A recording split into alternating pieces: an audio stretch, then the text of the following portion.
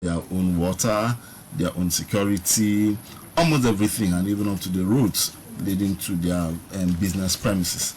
That is making the whole thing a bit challenging. And when we now link it to the regulatory and legislative space, we are beginning to we see a situation where it becomes even more challenging, because if we take it, there are actually two buckets then: legislative and regulatory. Yes. And I like to divide it. Okay. And taking it from the regulatory point of view, which means that whatever business you operate in, you need to be engaging the regulators, which are basically under the executive arm of government.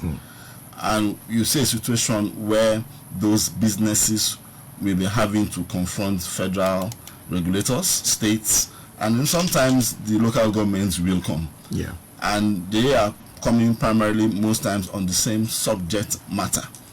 And you see things that are dovetail in between those three arms of government. And because of that, you see, prior to now, for a state in Lagos, things like parking permits, signages were within the purview of the local government. Now we have a LASA, which now comes within the purview of the state government. And so businesses that are not aware or do not know their onions could be facing the challenge of, do we pay to which or do we pay to both? And if we're taking it from a step further, you have the state government having dovetail functions even with the federal government.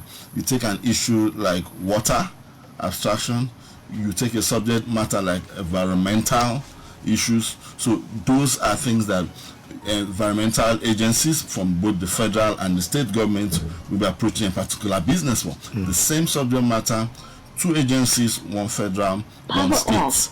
And because of that, it becomes a bit of challenge. So it's complex. The regulatory environment is complex, so you need strategy, you need to understand the environment and how to navigate your way through. Okay, listening to my guest here, it's clear that he feels that the business environment is a rocky one, isn't it? That's what you're saying, in essence. It's a bit rocky, isn't it? It's a rocky one for those that do not understand how to navigate themselves. True. Okay, which is why this program is so important. As you listen, you will learn how to navigate properly. Okay, now let's go to the regulatory challenges themselves. What are some of the regulatory challenges businesses face? Basically, an employer opens up a factory, or a person opens up business for the sole purpose of making profits, for being in business, and contributes to education or contribute to the development of the state or the federal government, as the case may be. And while he is operating, he needs to understand the sector, because they are what I will call cross-cutting regulators. Whichever sector you operate, you will have regulators in all those sectors. And there will be specific or sector-specific regulators. For instance, if you are in the manufacturing, you will not be bothering yourself with the regulator that's operating in the oil and gas or the telecoms. So you need to focus. Those are cross-sector, cross-cutting regulators. Okay. And then the general regulators are the things like the pension regulating agent industry, which you need to understand and all of that. So some of the challenges that businesses face in this area are, you now look at how the operations of those agencies are. What do I mean by the operations of those agencies? There is a gap between the policymakers in terms of the laws, the rules, and regulations that have been put in place, and then the implementers. And those implementers tend to go and operate in excess of their powers. And they come up with a Gestapo form of operations. They come up with intimidating. They come up with a lot of issues. Now, the other area which they have is policy somersaults. Policies are made, and some weeks later, the policies are changed. A new government or a new leadership comes in the saddle and changes the policy overnight. And people are not aware. And then you are being caught up with that. And the question now is, how do you survive? How do you navigate through? And then when they come hard, they come slamming down on you. And so this is an area which they need to understand. I personally feel that we should be able to have things like a regulatory impact assessment. Okay. What I mean by regulatory impact assessment is that before a regulation is made or a law is made, the questions those regulatory agencies or the lawyers or the National Assembly will be talking about, how will this impact on businesses in the next 1 year, 5 years? And how will it benefit Nigerians? Will it cost across borders? Will it ensure the survival of businesses in this climate? Will it lead to business closing down and having to ship out a lot of people into the unemployment market, thereby increasing the rates of unemployment in Nigeria? So by the time they have that regulatory impact assessment, they'll be able to know the kind of regulations that will suit or fit Nigeria. Yeah. In the process of that, they would have actually considered what is wrong with the current regulation on ground. Has it meet its need? Is this something that we need to dot the I's and cross the T's? Or is it something that should be done away totally with? I mean, these are things that the regulatory agencies and the policymakers should be considering, because businesses are faced with a whole lot of challenge. And then you see them coming up and, they are like the lords, so to say, in parentheses. If you don't do this, we will do this. And this is what we expect from you. The other area of challenge which we are beginning to see in the regulatory space is that we're beginning to have multiple regulations, multiple regulatory agencies, each of them probably on the same subject matter, visiting a particular industry or company, and they're asking for the same thing over and over again. The other bit is the punitive nature of their operations. Then there's an interesting development which we have found in this environment. Every regulator appears to have a target, financial target, to meet that target. Yeah. So they need to be able to come to a compromise and come to these are purely regulatory agencies, while on the other hand, these are purely revenue generating agencies. Good. That way, you set a framework. That day, you created an atmosphere, a business-friendly environment for businesses to thrive. And then anyone that is not in the right standing will be able to know, oh, I am wrong here and there. Yes, ignorance of the law is not an excuse, you see. But, in some instances, people don't get to even hear about those laws or those regulations until when they're being slammed with a penalty, or when there's an or an assessment or an investigation or upon them investigation on those agencies. So those are areas that businesses should be looking at in terms of that.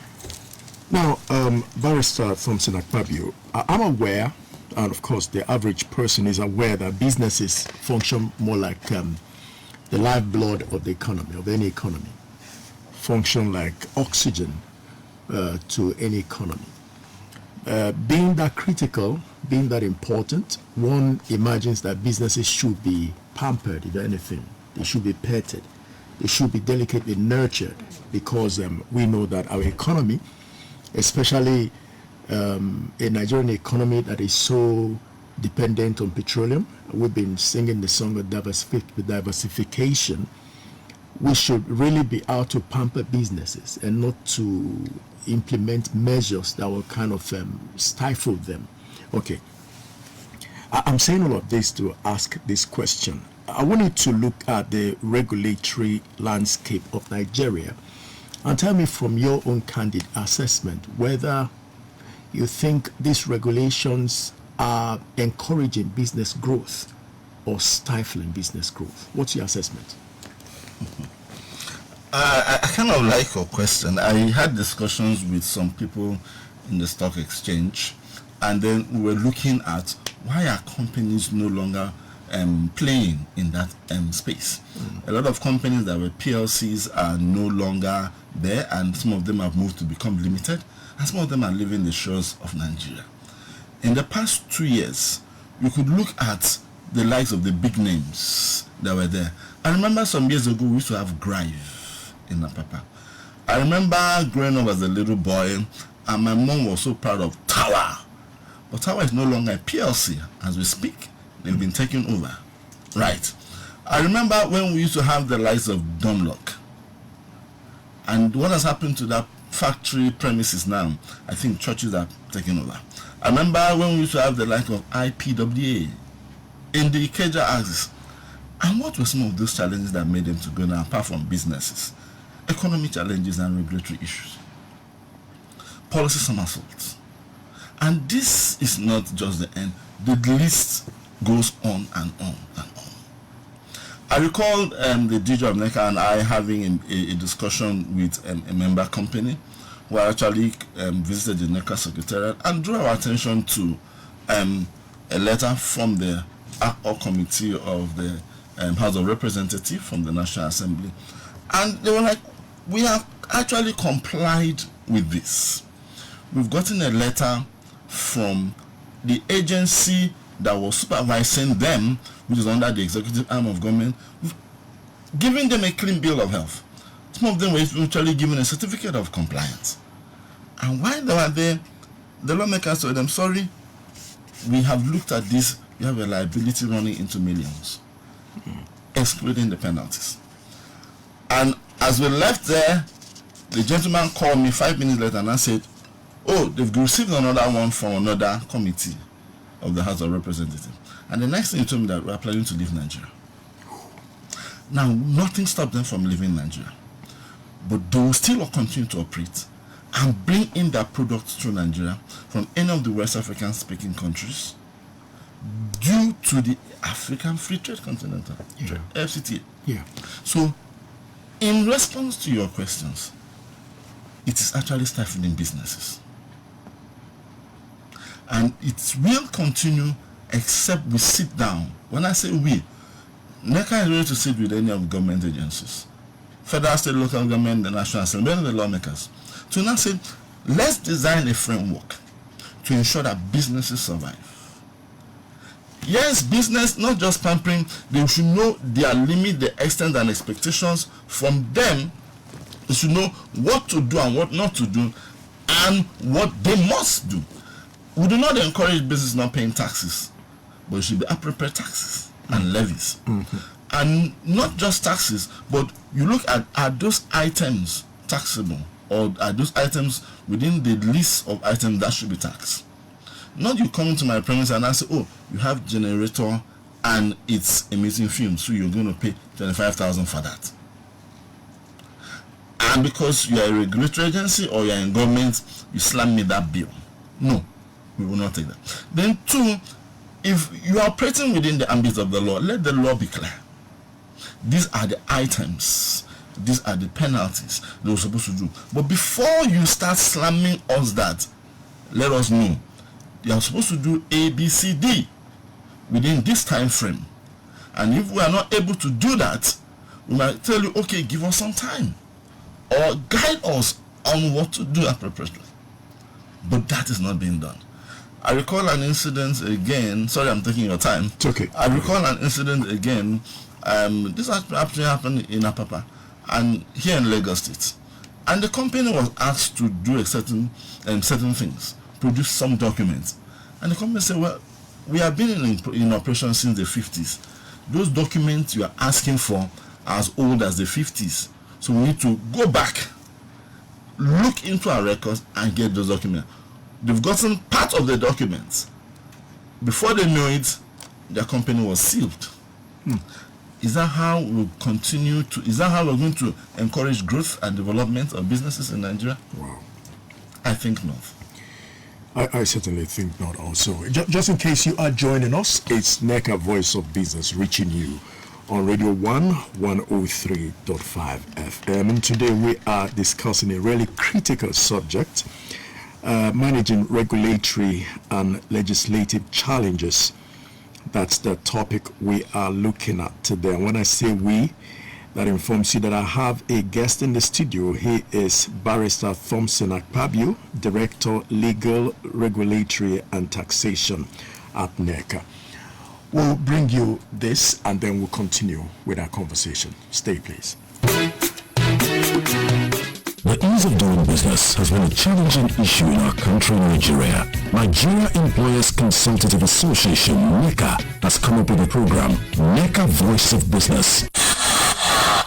every Wednesday from 5 minutes past 10 in the morning to raise awareness, dissect and address contemporary business issues in the Nigerian environment such as productivity, profitability, taxation, levies among others, as well as government policies affecting organized private businesses in Nigeria. On every edition of Nika Voice of Business, you will listen to high-profile experts and resource persons discussing issues of concern to the businesses in different sectors of the economy. Nika Voice of Business, every Wednesday from 5 minutes past 10 in the morning, only here on Radio 1, 103.5 FM. You have the opportunity to participate through phone, SMS and other social media platforms. Nika Voice of Business. You can't afford to miss it.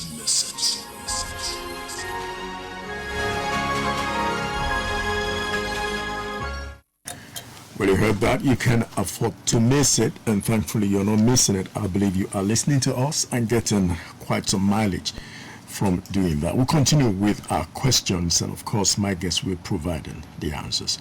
Now let's move on to trying to understand the legislative challenges, of course, because the topic captures both regulatory and legislative challenges. So let's focus on the legislative now.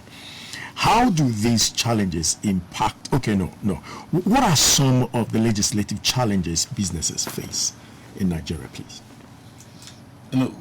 When you mention legislative, that clearly gives us an idea of what we're talking about. Yes. And those are the lawmakers. Oh, yeah. And the lawmakers are both at the federal and the state level. And even at the state level, we have them in the local governments in terms of the councillors and all those people. At the state level, you have the various houses of assembly, while at the national level, we have the Senate and then the House of Representatives. Oh, yeah. And what we have discovered is that, yes, they are being guided by laws. For instance, in Nigeria, under the Constitution, we have what is known as the legislative exclusive list for items to be negotiated. And those items not to be negotiated for items that will be passed into law. Okay. And those items are exclusively within the purview of the federal government, which is either the Senate or the House of Representatives. Now we have the concurrent list. And that concurrent list gives powers to both the federal and the state government, and equally provide the items to that falls under that particular category.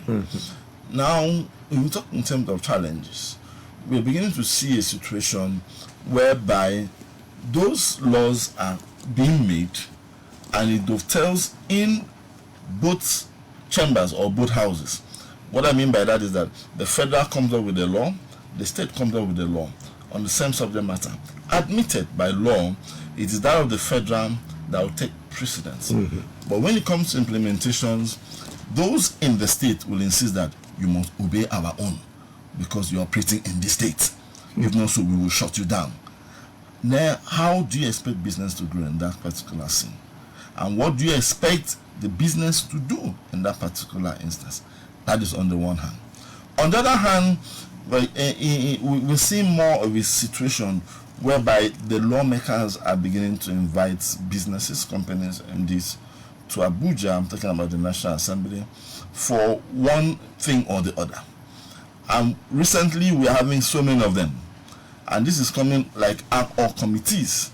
Now I need to pause there because in the National Assembly. When you say, so we understand it very well, when you say invite the MDs of business organizations to Abuja for one thing or the other, what exactly are they inviting them for? They're inviting them to investigate their compliance. Okay. In either ITF or in either tax incentive or in either any subject matter of their choice. Okay. Immigration or expatriate quota. Okay. And a company is being invited to the National Assembly. And then it now says, sorry, is it the National Assembly that should be inviting me to investigate me? Or is it the agency of government, which is either the Ministry of Interior or Immigration, Ministry of Labor, or the ITF? Should they be the one to be investigating me? Or should they be the one to be checking my level of compliance? Now, NECA have actually reached out to the National Assembly. We did a letter and we drew their attention to Section 11 of the ITF Act in that particular instance. I would say, by law, which is the same law passed by the lawmakers in the National Assembly, okay, this is within the purview, the function, responsibility of the executive arm of government. If it's an ITF issue, let it be the ITF. And when the ITF have cleared them, so be it. Mm-hmm. If you are not comfortable, then you are not to investigate the companies in terms of their compliance. Because the expected agency of government at the federal level have done the needful. Oh, yeah. And if the company is in default, then the law, the same ITF Act, provides for steps, which includes use of consultants, institutional action, and penalties, and all of that. So you shouldn't sit as a lawmaker after making the law. You interpret the law. You now investigate compliance. You now impose sanctions, and then you expect that to continue. No, sir. No, sir. And this ad hoc committee, normally they have the regular committees, and that's probably for the House of Reps or the Senate. So in looking at that, that means 4 committees already on that one subject matter.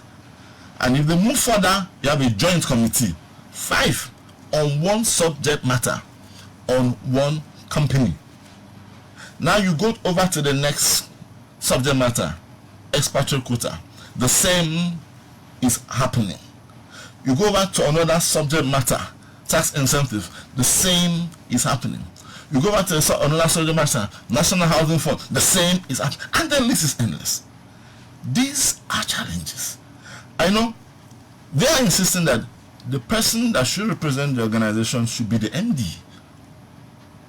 But the MD might not be the subject matter expert on that particular subject. And it's not just invitations. It has graduated to the level of summons. It has come to a level where they now say, okay, we're inviting you to be a witness. And I then ask the question, how will I be your witness when I was not there? How will I be your witness? And in trying to be your witness, you are asking me to provide documents from my organization to be your witness. How will I be your witness when, what am I going to say as a witness? And then these are issues. For companies that have actually gone and attended some of those hearings and investigative hearings, they've actually, some of them actually come back and said, this is what we faced. We were not given fair hearing. This is what we faced. We were slammed with liabilities, even when we have none. And then if you are going to, so that now means they make the law, they implement the law, and slam liabilities, quasi-judicial functions also operating in those 3 spaces. That should not be the case. That should not be the case. All right. Listening to you, everything you have said, it's clear that thankfully we began our conversation by attempting an assessment of the business environment in Nigeria. And but from everything you have said, it's looking more like this Nigeria business environment is a jungle terrain, very choking and suffocating, not encouraging businesses at all. And you have to be a Tarzan, for your business to survive here, So I'd like to ask this question. Businesses and their executives are facing all these challenges. How can they navigate and be able to do successful business in Nigeria? Is there any way, any how of doing it? What do they need to do to survive? Well, certainly there are ways, right? You actually use the word navigate, and that's one thing that businesses should do. And how do they navigate the terrain? 1, they should know their onions. 2, ensure you are not in default.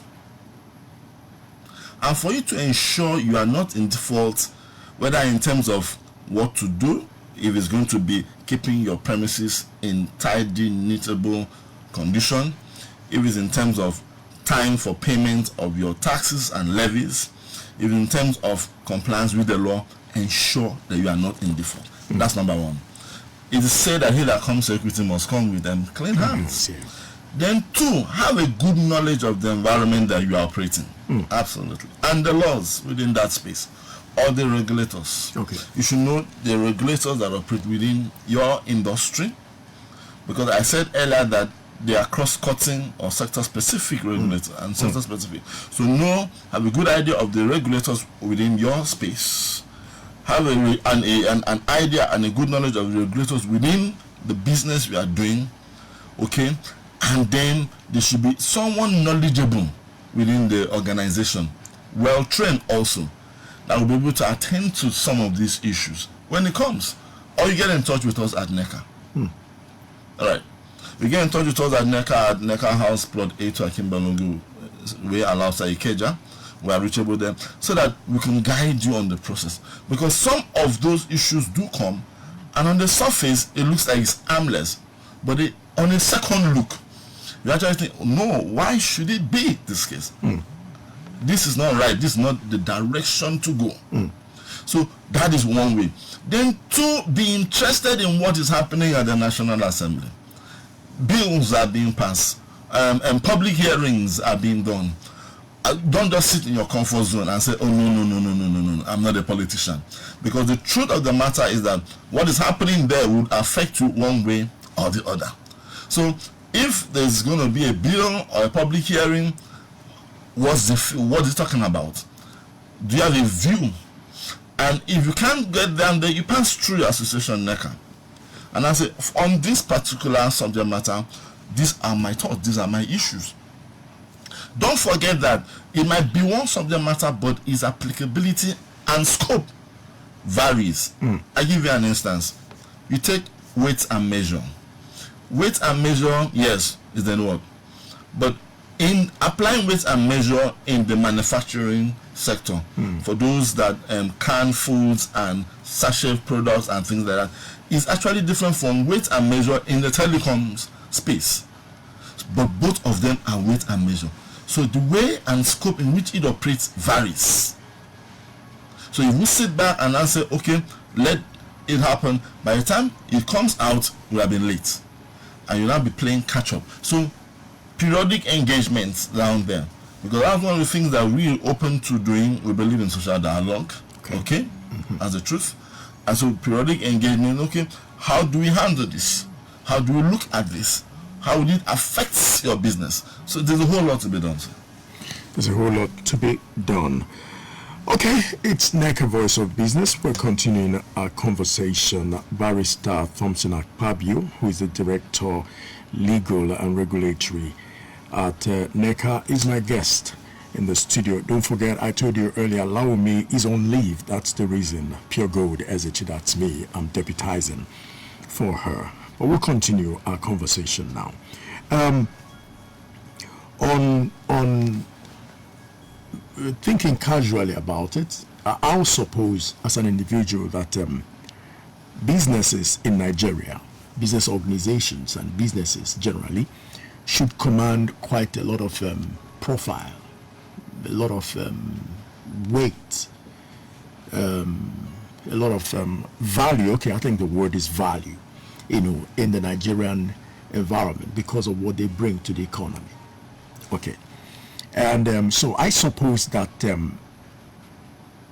government should be, they should enjoy some sympathy from the government. They should enjoy some respect, some, what's that now? Camaraderie from the government.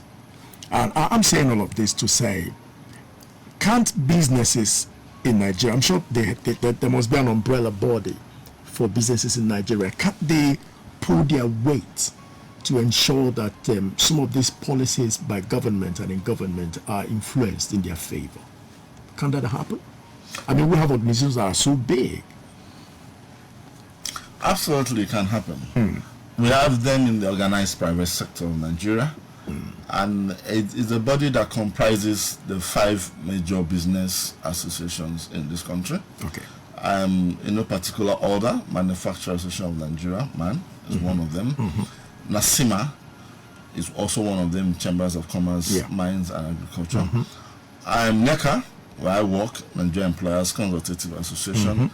NASI, which are the small scale, medium, and NASME, actually there.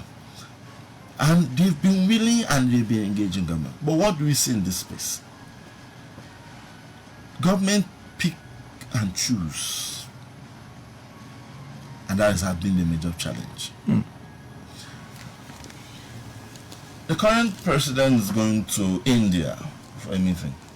He picks and chooses who goes, and the name private sector is given. But how private was that private sector? When nobody was informed or the OPS was not carried along. How private is that? That's one challenge. Yes, they have been on ground. Yesterday they held a press conference on this issue of institutional invitation on summons by the lawmakers. And it was done on the platform of the OPS in Abuja.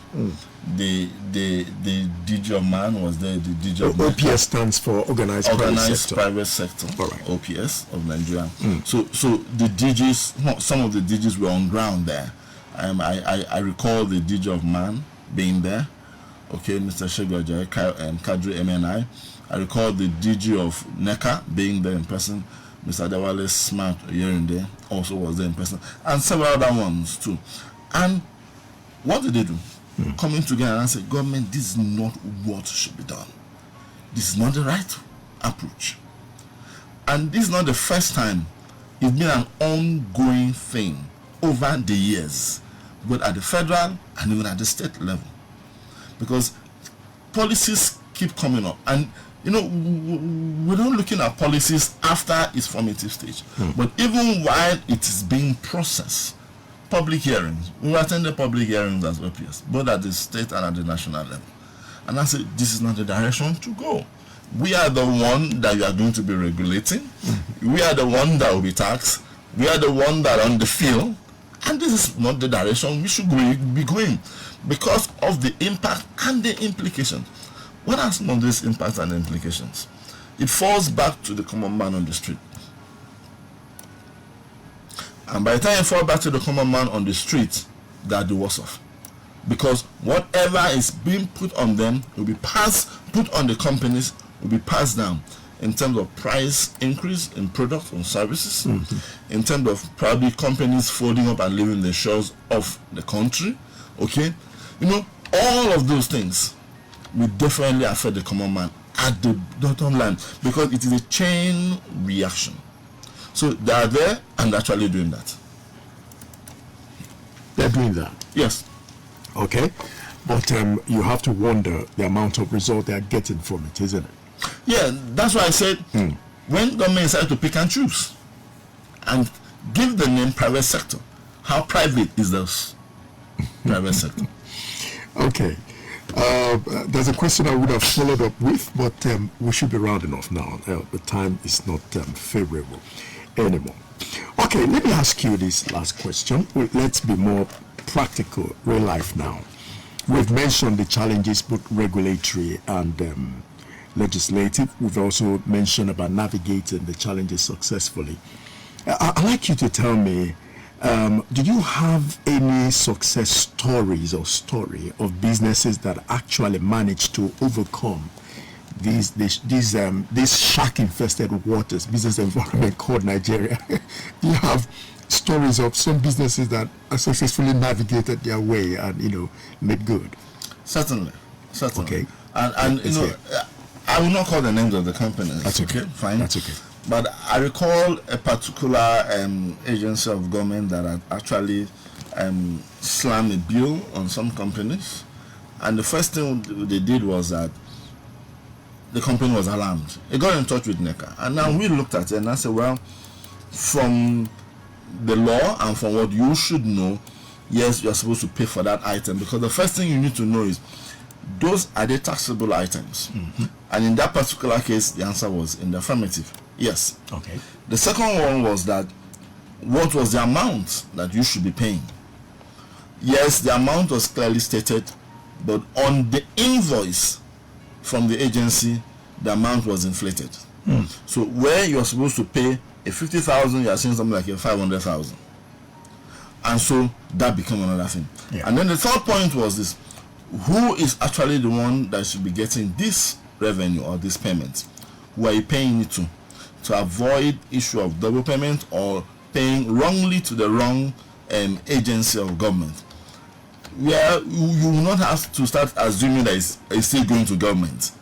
Yes, even though you have that assumption, but the channel, is it the right agency? Because they will always come back to say, sorry, we have this in our books. Yeah. It's still outstanding, and all of that. By the time we looked at those parameters and others, I insist, we actually said, okay, you have to make that payment, but it was not the appropriate amount. Please write a letter to the agency acknowledging receipt of that, okay, drawing their attention to this, and attaching a copy of the relevant page of the law for their own attention. And that was done. And by the time they got back, okay, fine, there was a reversal. And that was done. Now, that's one actual success story. There are several other ones. The other ones that were actually taking us to court, and we got judgments. Okay? We got judgment. NECA is not operating in Lagos. NECA is a national. Yes. And the judgment we got was against the Kano State government. And even as we speak, we still have one or two cases still in court, several cases in court at various stages. High Court, Court of Appeal, and even the Supreme Court. So even if we're going to go that route, we do, because one of our raison d'etre in NECA is to protect the interests of business through all legal and legitimate means. And when we say legal and legitimate means, if it's advocacy, if it's at various meetings of fora, if it's meetings or discussions, and when push comes to shove, we'll resort back to the court. And I'll say, court, this is the situation. It could be for interpretation to know whether it is our position or that it should hold sway or not. Yeah. Okay? And it could also be a restraint to say, sorry, your agency of government, you can't do this. And so we are all for us on those things. Fantastic. This would be a good place. It's always good to end any conversation on a positive note. And what you just said now is quite positive. It shows that in spite of the challenges, we are winning. Certainly. Businesses in Nigeria are winning some. We're winning. We are winning. So we'll keep holding on and believing for the best. Great. All right, so listener, I'm sure you've had quite a wonderful time listening to today's edition of NECA Voice of Business that featured Barrister Thompson Akpabio, who is the Director Legal, Regulatory and Taxation at NECA. Barrister, thank you very much for coming. Thank you so very much for having me, sir. All right. NECA Voice of Business comes your way on Radio 1 103.5 every Wednesday at 5 minutes past 10. So next Wednesday, a fresh edition will come your way. My name is Pure Gold, as a deputizing for Laumi, who has gone on a well-deserved leave. Let's do it again next Wednesday. Thank you very much.